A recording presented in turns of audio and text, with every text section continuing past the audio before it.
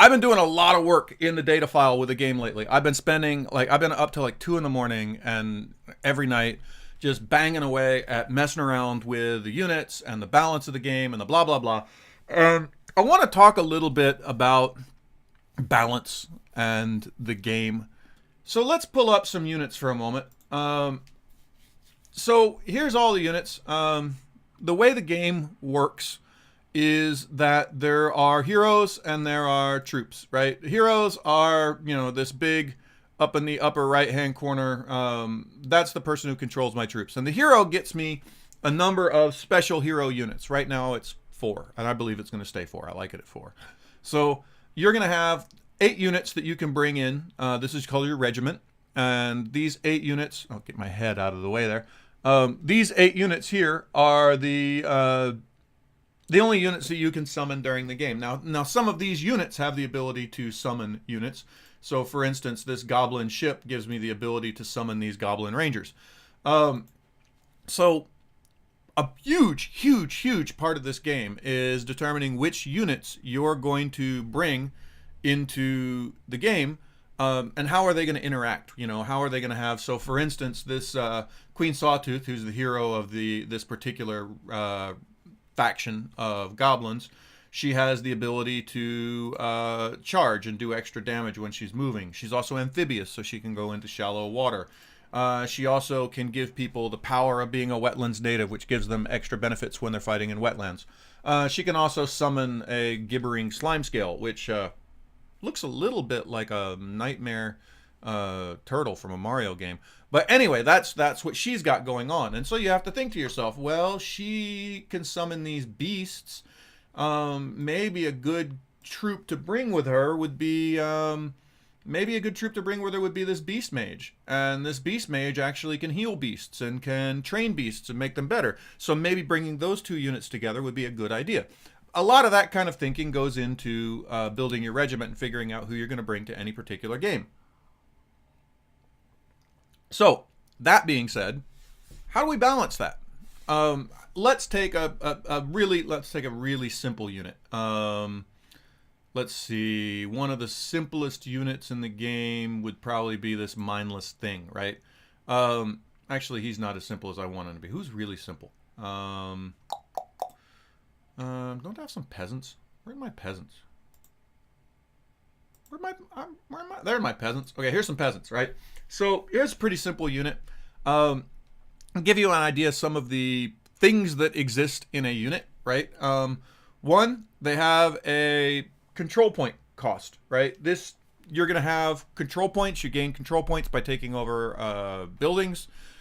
Different buildings give you control points or gold. Some give you more control points, some give you more gold, some give you both. So I can never have more units. I can never summon a new unit if I don't have the control points to do it. So that's sort of a pop cap limit, much like the Callasia pop cap limit, right? So obviously peasants, not a particularly hardcore unit, pretty low pop cap, right? Gold cost, this is how much gold it's going to cost me and I only pay the gold once. Right, so that's sort of it. So you've kind of got 2 scales going on at the same time. One scale is the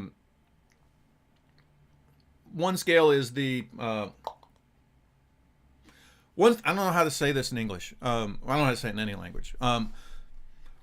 One is a flat value that I can never go past. So the pop cap. So let's say I've got 10 peasants and 10 pop cap. I can never summon another peasant. But gold, I get new gold every turn, and I can spend. It's a disposable income, so if something's expensive, I can save up for it and buy it. And just because I bought something that's expensive doesn't mean I can't buy something expensive later. How you know how all that works. You've played video games before, right?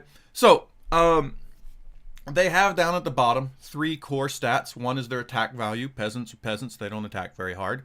2, they have hit points. They're hit points. You know what hit points are. I'm distracted. So I've got those 2 values, and then the center is movement. How many movement points do they have? Most units in the game have movement point of 2. Movement point of 2 means that if you're on a road, you can move 2 hexes. If you're on most other terrains, you can move 1 hex because the movement cost is 2 for most terrains except for roads. Straightforward, right? Then you've got some abilities. So how do you balance that? Now, obviously, the first thing you do is pretty much what Merlin's talking about in the chat. That's the word for the things on the side of the screen, which is you can say, all right, well, what's a point of attack worth? What's a point of hit points worth? I give those a value, and I do the math, and I say, all right, that's going to contribute to this or that. But the problem is these special abilities here, right? So, for instance, I can enrage my peasants. My peasants can upgrade to a militia. My peasants can, they're good farmers. Now, obviously, I can put together a spreadsheet again, and I can say, well, you know what? I think 1 point of attack is worth X points. I think 1 point of hit points is worth Y points. I think the rage ability is worth Z points. And then I can add it all together, and that gives me a point total, and I say, okay, well, that's what my unit's worth. And now I can balance them out and say that every unit needs to have a certain number of gold cost per their unit worth. Seems easy on the surface. The problem is the astute amongst you caught the...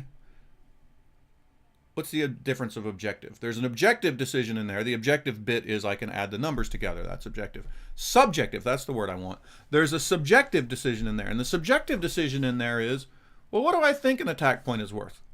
Is an attack point worth half a defense point? Is an attack point worth 3 defense points? What is it worth to be able to upgrade to a militia? Now, again, I can assign some math to that, and I can say, well, I think a militia is, a unit that's worth this much, so upgrading it to be... I can assign math to all of that, but the honest truth is, at some point, I have to weight those values. And weighting values is a subjective decision.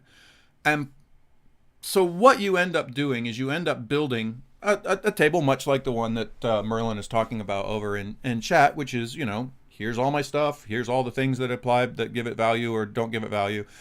But at some point in that process, I have to go through and make the subjective decisions to say, well, you know what? I think a point of attack is worth this much, and I think a point of defense is worth this much. And then you play. And when you talk about those subjective decisions, you're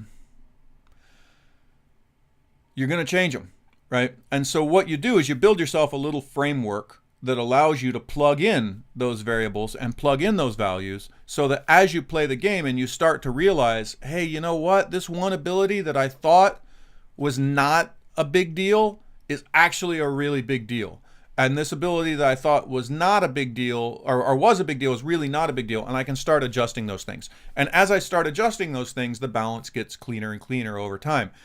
The thing that you have to do in that, and there's no way to get around this in games. There's no math that gets past it. There's no any... You have to play the game over and over and over again. And you have to play the game with different people. And you have to get those different people to play different units and play them different ways. Because you'll go through the whole game and nobody will discover a particular synergy where they find, you know what? Actually, stealth isn't that big a deal. Flying's not that big a deal. But flying plus stealth is a huge deal. So then you have to start looking at my little matrix. My matrix itself may not be enough. There's always like a fudge factor where you say like, you know what, stealth is worth this many points and flying is worth this many points. But you know what, flying plus stealth is not worth flying plus stealth. It's worth flying plus stealth plus some sort of synergy value because those two together are really, really powerful. And you only get to that place, you only get to that decision-making place through just constant playtesting. And playtesting with different people who can actually try different combinations and try different things. So that's what I've been up to lately. It's a heck of a lot of work. I'm trying to get a good, solid, rough balance in before we put it in earlier access, but I'm acutely aware of the fact that the minute we let people who haven't been playing the game for the last year into this, they're going to break it. And they're not going to like things, and they're going to complain, and they're going to say this unit's way OP or this unit's way not OP. And part of that's going to be based on them finding synergies that we didn't find or thinking about the game in a way that we didn't think about it. All that's going to happen. And there's no way around that, which is why we're doing the earlier access. That's the whole point to it. So there's some issues about balancing a game.